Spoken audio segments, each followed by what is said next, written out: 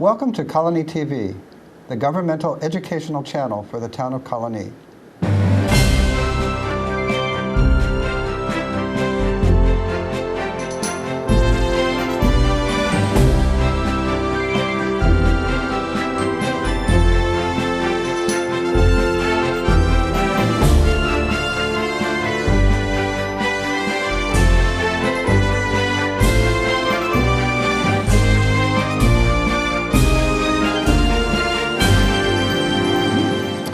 Welcome to Getting to Know You. My name is Joe Nash. Today we're going to be talking about the Tulip Festival, which takes place in Albany, May 11th and 12th. We have with us Jason Bonafide. He is the events coordinator for the city of Albany, and we have a special guest from Colonie, the reigning Tulip Queen, Emily Finnigan. So welcome. Thanks for coming. Thank you for having us. Appreciate it. Let me start with Jason here. I was talking before we started. Is the planning of the Tulip Festival, I was kind of kidding, but I guess you said it's true, but is this really like almost a full-time year-round job? It really is. We have a number of events throughout the year, but the Tulip Festival is by far our biggest event, and it's something, the day that it's done on Monday, May 13th, we will be planning the next one. We'll be figuring out what we can do better and come up with some new ideas and try to make it the best Tulip Fest it can be. And this year is the 65th annual, and it says there's 100,000 tulips in the park. I always see that every year. Yeah, there's, let's see if I have the exact number, but it's actually up near 150,000 this year. It's 141,000 something. Okay, so like, this is Albany's biggest event. Now I don't know if obviously you can't count people that come, but what do you estimate the number of people that usually come to this? General estimate's about 80,000 over the course of the weekend. Okay. We usually have somewhere around 50 just on Saturday. Okay. It's a lot of people. All right. So now, Emily, how has your reign been for the last year of the Tulip Queen? My reign has been an amazing experience, a really wonderful, eye-opening experience. I've gotten to learn a lot about the Albany community. Being that I was from Colonie, I really didn't get to know a lot about the Albany schools and the Albany youth in there, but it's been a lot of learning and definitely been very exciting. So in the Tulip Queen, for the court and they pick, I always thought it had to be someone from Albany. Is it just, are there parameters? The requirements, you actually have to remain in Albany for the full year of your reign. Albany County? Albany County, yeah. Oh, okay. So you could be from another region. Actually, one of the girls in our court this year is from Poughkeepsie. Okay. But she now lives in Albany. She went to the College of St. Rose. So that's really the only stipulation in terms of location. You go to SUNY Albany? I am in my last semester at SUNY Albany. And you're going to be graduating this? I will be graduating this May.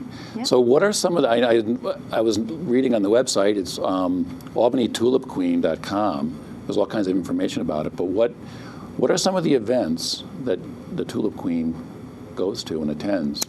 Well, the main crux of what we do is actually a literacy program. So Mayor Jennings has a literacy campaign. What we work to do year-round is advance the literacy campaign. So we develop 2 to 3 different literacy programs. Each queen will do that each year with her court. This year, we have developed 2 different programs. So the first program... Wait, the court stays active with you too? Not just... Okay. Oh, there's no way I could so there's no losers in the Tulip Queen. No. I definitely rely on those girls a lot. So the one program we have is entitled Read, Write, Dream, Speak. It's based on Colleen Paratore's book, Sunny Holiday. So the story of Sunny Holiday is about this little girl, inner city girl, who stands up to her mayor after he promises all these things for her community and he doesn't really follow through, and then she becomes junior deputy mayor. So we have the kids read the book, we discuss a lot about leadership characteristics, and then we have them write, if they were junior deputy mayor for the day, what would they want to change in their community? And actually, our last program that was at the Boys and Girls Club, we invited Mr. Jerry Jennings himself, and he came and listened to the students read their proposals of what they would do for a day. Okay. In the Albany community. So it's actually it's really great to have that kind of involvement from him. What grade were these students? 6th grade, 5th and 6th grade, yeah. What were some of their ideas?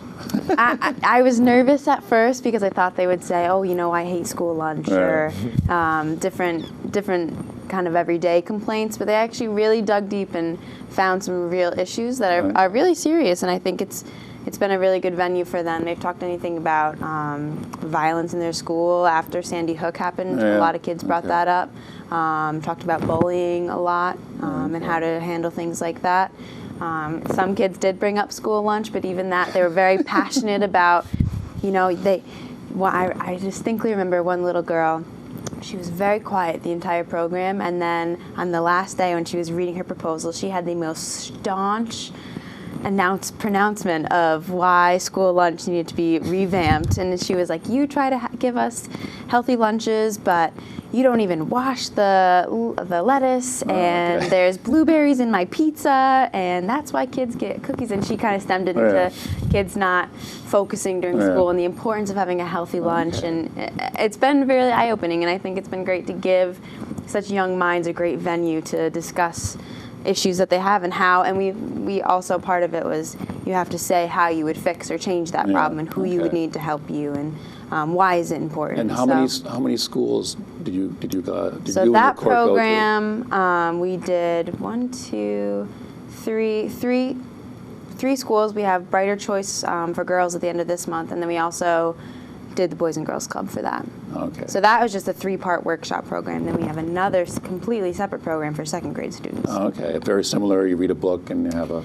Yeah, that one's more that we use 4 classrooms, continuous classrooms, 4 classrooms each month.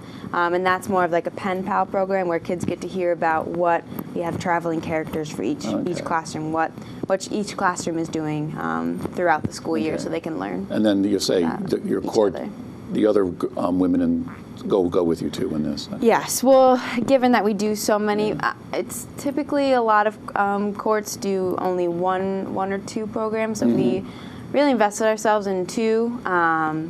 So it's been a lot in terms of scheduling. I'd say that's the biggest challenge that we face is finding scheduling, because some of my court members have full-time jobs. Right. Many of them are in school. I'm in school. Yeah. Okay. So. Well, I also saw the list here of all the events that you guys appear at. It's very long, so it sounds like you guys are very busy. Very, very. And you will busy. be there. Will you be sad when you're handing over the crown? Handing over the crown. It'll be bittersweet. It's been a really, really wonderful experience for me. I actually nominated someone else that I work with at the assembly to run for Tulip Queen next year, but I think it's something that is a really great opportunity, and I think anyone who knows a young woman who's motivated, driven, has the time to dedicate for it should definitely And like I say, even if you don't get for it. chosen queen, it sounds like everyone gets to participate all year. Yes, In the yes. Okay. Well, Jason, I'll get back to you now. This is the 65th annual the Tulip Festival. You were just saying the planning goes on all year round. Before we get to some of the big events, I think, why don't we start with the main, can you talk a little bit about some of the things? Everyone thinks it's just music and food, and there's way more going on. There's crafts, there's arts, there's the green market, there's, you can have volunteers, we got the street scrubbing. There's more to it than music and food. So why don't we just go in order of what the main events are going to be, and then you can, we'll just talk about each one. Yeah, absolutely. One of the great things about the Tulip Festival, as we've mentioned, it's the 65th year. It's a very long-standing Albany tradition. There were things that resembled the Tulip Festival that went on in Albany before it was called the Tulip Festival. So parts of this event have been going on for close to 100 years, which is pretty amazing. So there's a lot of these great traditions that are involved in the event. I think one of the ones that sort of kicks off the event is the street scrubbing, as you mentioned, which takes place on State Street, right by Albany City Hall. That's our very first event every year. It's at noon on May 10th this year. So that goes back to the Dutch heritage. Yeah, it's an old Dutch tradition where before a big festival or a big event happened, they would actually go out and scrub down the streets and make everything clean for for the new thing that was going on. So we bring in, we have the Dutch Settlers Society who come in, and there's this great procession that comes down from City Hall with all of these kids and adults dressed in traditional Dutch costumes. From the bonnets down to the wooden shoes, and they actually walk with the wooden shoes all the way around the corner, and I'm not sure how they do that without falling down, but they do a great job every year. The City of Albany Pipe Band is there, so we have this great music going on, and we do this sort of traditional mayoral proclamation down there. And just basically kick off the event in a very traditional, historic And that's fashion. on Friday the 10th? That's on Friday the 10th at noon. Okay, that's probably something, it's probably better in person than to see a little clip Absolutely, on the yeah. news. I can only describe it so well, but it really is. It's a cool thing to see, and it's a very unique thing. Okay. I can't imagine that going on in too many other places besides Albany. All right, so then what would be next? Is the next day the actual festival? Yeah, the one other thing that goes on Friday is our Tulip Festival luncheon, and that's sort of our farewell to Emily and her court. It's a bittersweet affair, but it's sort of a formal luncheon. I think there's a fashion show involved, but is that happening this year? There is a fashion show. That's a ticketed event, so that's one of the few things that's part of the Tulip Festival that isn't free. Okay. But all of the benefits from that luncheon go towards the Tulip Fund, which is a component of the Community Foundation, and it helps fund all the great programs that the Tulip Queen and Court do throughout the year. Does that include some of your literacy things? Yep. That's all that we Okay. do, yeah. So Very good. we've been sponsored by the Tulip Okay. Fund for Very our good. books Yeah, and so- things. So that sounds like it's well worth buying a it's a ticket very for. great event, and sort of a bonus for that is the new Hilton Albany is the venue for this year. Oh, okay. Which was just recently renovated. It's amazing inside, and very few right. people have seen it yet. It sort of just opened up as a Hilton, so that's in the old Crown Plaza. in Okay. Albany. So, And that's right after the scrubbing. Yep, that's Okay. directly after the scrubbing. That's at 12:30 on okay. Friday. So then we get a little break, and then the festival itself begins at 11 a.m. in Washington Park on Saturday.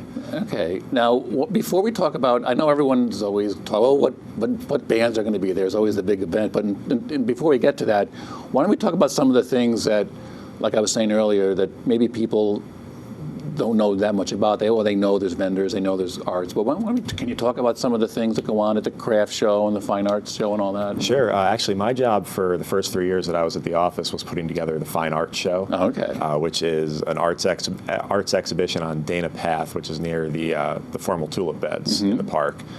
It's sort of a lesser-known component of the festival, but it's pretty amazing. We bring in, it's a juried show, so we get lots of applications from artists, and we kind of pick the best of the best. And we have everything there from painting to sculpture, line drawing. We have a guy who does etchings and just some really amazing stuff. And they have their work out for sale, but you can also just kind of walk through and browse and just see some of the amazing work that local and regional visual artists are capable of doing in the area.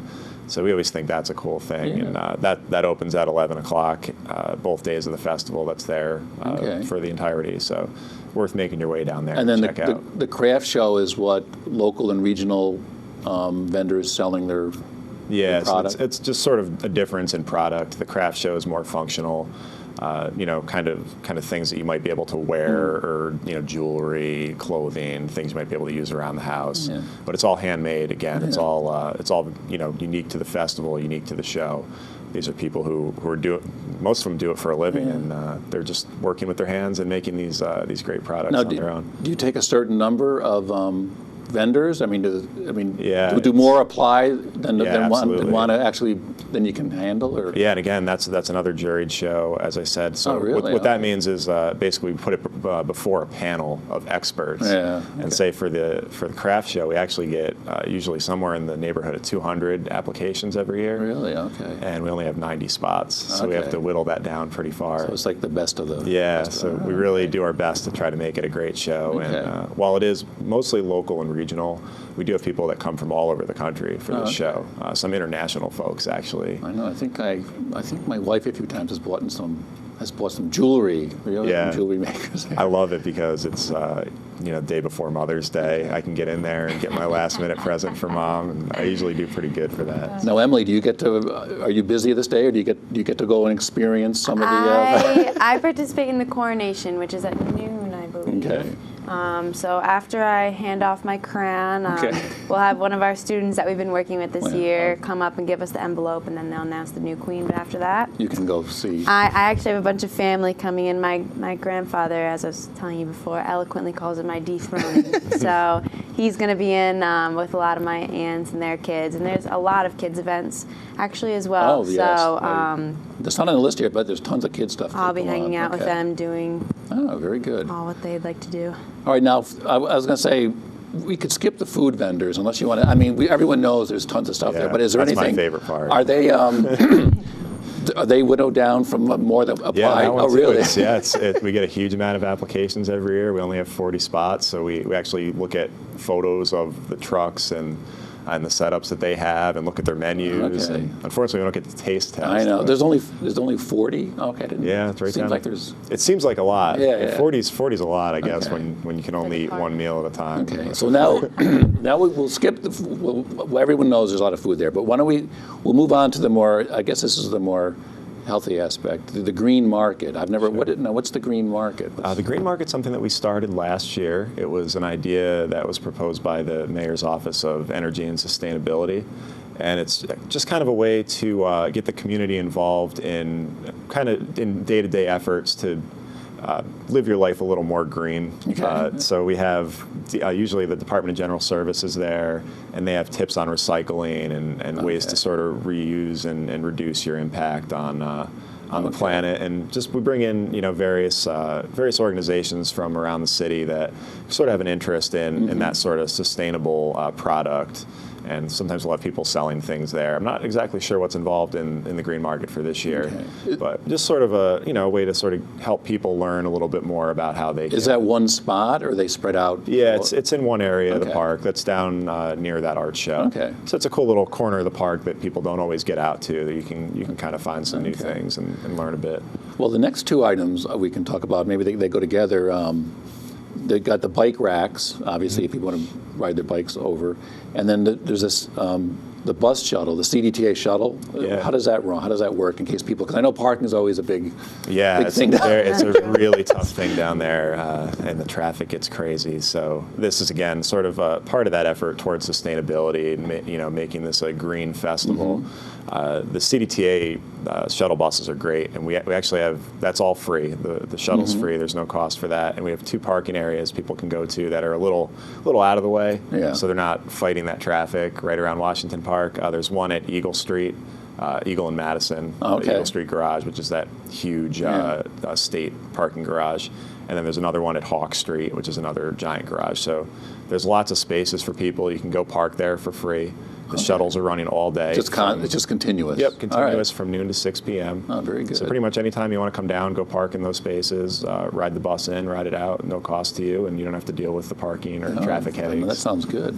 I think when I used to live in Albany in the 80s, I would walk over. It wasn't a big guy. Yeah, I went to the College of St. Rose, so for a few years I lived in the neighborhood. I could do the same now, thing. This show is going to be starting on TV on April 11th, but you have for volunteers. Would that be too late if people are watching this before? Is it too late for people to volunteer? Because there is on the website if you want to volunteer. Oh yeah, it's never too late. Okay. We need about 300 volunteers to make this festival work, and that's a lot of people. Okay. So anybody, if you're interested, you want to kind of get involved in the festival, see it from the inside, you get a free T-shirt. You meet a lot of great people.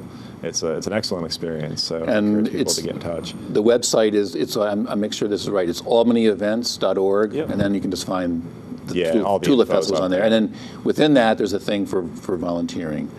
And then finally, before we get to the music, the Mother's what's it? Mother of the Year. What is that? Has been going on every year, hasn't it? It has. Yeah, this is our 15th year of the Mother of the Year contest, and that's actually. That's supported by the Times Union, our neighbors here, as well as St. Peter's Health Partners and B95.5. And that's we're actually taking nominations for that right now. If you think that your mother or a mother that you know is the Mother of the Year in Albany, somebody who's very involved in her family and her community, you can nominate her for Mother of the Year. And we whittle that down to 5, and Mayor Jennings and the Times Union pick the Mother of the Year each year. Now, was that pretty spectacular women? Now, is that done on Sunday or? That's on Sunday. Yes, that's Sunday at noon. Okay. So the way the festival works is on Saturday at noon we crown our Tulip Queen, and on Sunday at noon we crown our Mother of the Year. So very good. So why don't you talk about now how many stages there are in some of the musical events that will be going on? Yeah. Usually the main event for most people is the Saturday main stage. That's the one that we have to kind of fight to keep under wraps for a while. That stage is sponsored by WEQX, who are a great local independent rock radio station. So they help us pick out the talent for this each year. They've been really good at sort of finding these great sort of up-and-coming alternative bands. So for this year, our headliner is a band called Silver Sun Pickups. They're from Los Angeles. They've been nominated for a Grammy.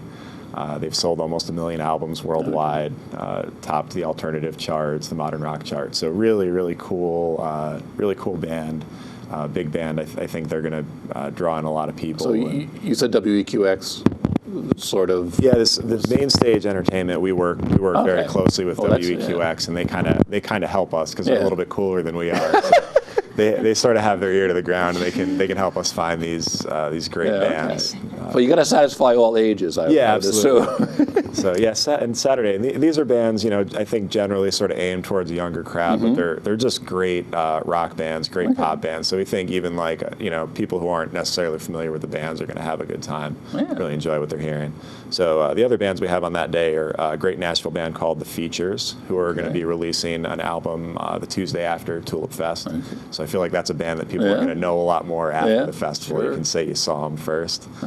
And then Royal Teeth, who are a New Orleans indie dance band. So they're gonna kick the festival off, and they're a very upbeat, kind of band to sort of get people moving first thing on Saturday. This is the big main stage over. Yep, this is our EQX main stage on Saturday. And we also have the Lake House stage, which is the stage where we do the Mother of the Year and the Tulip Queen nominations, or the Tulip Queen crowning. That's all local acts, both Saturday and Sunday. So we have kind of the best of the local music scene on that stage. That's supported by WEXT, which is another great independent radio station in the Albany area. So we have lots of great bands on there over the course of the 2 days. Brian Thomas, Olivia Quilio, Rick Rourke and Lost Wages, Tor in the Fjords, Eastbound Jesus, the Dylan Perillo Orchestra, Mary Lee and the Fauves, Annie and the Hedonists. I've seen almost all of these bands, and they're all fantastic. I say you are a young guy. You look like you probably go out and see a lot of these. I'm a musician myself, so I've seen a lot of these people. You couldn't get your band in, or I think there's a conflict of interest or something. They tell me, but and also through working with these events for so long, we've had a chance to see a lot of these great acts. And really, I think the talent on the local stage this year and every year rivals what's going on in the main stage. Do you have a little committee? How does that work? You just we all sort of work together. We put in some suggestions, but we do have a booking agent who puts all this together. So we have an employee within our office who is responsible for making these tough decisions. But we do have, the bands are free to submit their music, so we learn, we get a lot of good stuff just in the mail, sort of unsolicited all the time. And also, I didn't mention Sunday main stage. That's Mother's Day, so we go for sort of a broader, broader audience on that, and we try to get some music in there that people already know. So we've been working with a lot of tribute bands and cover bands over the last few years. So this year it should be pretty fun. Our headliner this year is Benny and the Jets, which is an Elton John tribute band. And they don't just play the music; they dress the part. So you get 70s Elton John and all his that should be his glory. So I think it's going to be a lot of fun. It looks like a great show. The opener on that stage is Grand Central Station, who we've had at Alive at 5 recently. They're a really great dance band. They play all sorts of hits from every era. Okay, well that'll be good. Yeah, they play a lot of weddings. So a lot of people may have already seen them actually. And we actually kick the day off with a Zumba class on the parade grounds. So after you eat all the fried food on Saturday, come in early, you can work it off. So was it last year World Party was there? That's more from my era. Was that last year? Party, I think World Party was actually at Lark Fest. Oh, at Lark Fest. All right, I'm thinking of Lark Fest. I get it mixed up. Yeah, it's easy to get it mixed up. All right. You see all those people and all that music. So Emily, now that when your reign is over, you'll be able to go enjoy some music this year. Did you get to do any of that last year, or was it after the announcement? Was it just a whirlwind of? They swept us away after the announcement. We did some interviews directly after the coronation, and then we had to prepare. Saturday night actually is a tulip ball. This year. Every year. Oh, okay. I'm sorry. Every year That's after right. We the did this on here. coronation, The they Tulip. have the Albany Police and Fire Foundation Yeah. host a tulip ball, so the mayor will come to that. Okay. City police chief, a lot of prominent members in the city, and that's kind of a nice celebration. Now, of the new queen. where do they have that? That was at. It's actually it's Wolfert's changed Roof. up a little bit this year. Yeah. It's actually at Kiernan Plaza this year. Oh, okay. Which is that beautiful old train station on Broadway. So we're opening that up for this event this year, and it's actually a different beneficiary for this year, changed okay. for this year. So we're working with Albany Promise, which is another educational community foundation. So kind of going along with what you guys are doing all year long. That'll be nice. Yes, Yeah. I think in the 1970s, to show you my age here, I actually went to the Tulip Ball in the 1970s, Oh, wow. but that was so long ago, I don't want to even talk about it. That's a really exciting time for the new queen. Yes, it was it was and, fun. Yeah. We have nice ball gowns and all that, so Okay. it's quite exciting. And then Sunday, the new queen crowns the Mother of the Year. That's right. Oh, okay. Her first Her first duty. first duty. And then after that, they serve as volunteers, so they'll do. I think we did a Mother's Day craft. Okay. Well, have we missed anything, Jason or Emily? The Tulip Festival, May 11th and 12th, or the scrubbing is the 10th, is a Friday. The big weekend. You always have to hope for good weather. Yes. Yeah. I think we've covered. Is anything else either one of you want guess, to? We brought everything up here. Emily actually just sort of mentioned it, but the Tulip Queen and Court are involved in doing crafts on Sunday, and that's part of our kids zone. So I don't know if we talked about the kids zone. No. Well, we mentioned there's a lot of events for Yeah. kids, but what are some of the kids events? Yeah, it's a whole area that we have. It's grown and grown each year to the point Okay. where it's almost like a third the size of the festival. So we have inflatables, Oh, okay, yeah, face that's right, I've painters, seen, we have yeah. balloon artists, we have a whole stage of entertainment there, magicians. All right. The balloon artist is fabulous. The things that he I've can heard, do yeah, it's is amazing. unreal. Can parents drop the kids off and come back in a couple hours later, or? Yeah, we like to sort of keep them around. There's a lot of stuff that I think is fun for the parents too. Yeah. A lot of these stage performances are, it's all pretty funny. It's good stuff. So. And it's you're saying it's getting bigger each year. Yeah. Well, there's more and more kids, I think. Yeah, lots of kids and lots of stuff there. Lots of stuff for kids to do. So. We're involved in there's a baby boom that maybe out there going on. So Maybe. So it takes up almost the whole grounds of Washington Park, just about. Yeah, at this point, we're just going to change the name of Tulip Fest to the Kids Zone. Okay, the kids. Well, thank you for coming by. We really Thank appreciate you. it. We hope to see everyone down there on May 10th, 11th, and 12th for the Tulip Festival. You can read all about it. AlbanyEvents.org is the big thing for the whole city, but you can there's a link there for the Tulip Festival if you want to look things up. So thanks for coming. Really appreciate it. Thank you for having us. Well, that is it for this time, and we'll see you next time.